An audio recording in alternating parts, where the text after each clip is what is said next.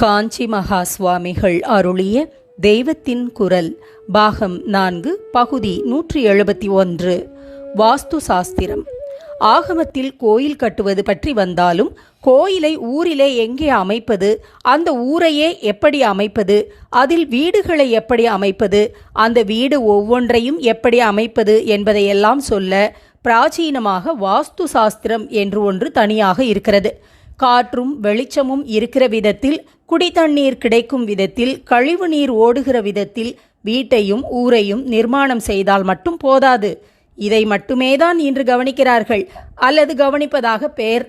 இவற்றையும் சொல்லி இதைவிட முக்கியமாக எப்படி நிர்மாணித்தால் உத்தமமான திவ்ய சக்திகளின் ரேடியேஷன் ஊருக்கும் வீட்டுக்கும் கிடைக்குமோ, எப்படி நிர்மாணம் பண்ணும்போதுதான் நம் கர்மானுஷ்டானங்களுக்கு சௌகரியமாய் இருக்குமோ அப்படி செய்வதற்கு வாஸ்து சாஸ்திரம் வழி கூறுகிறது.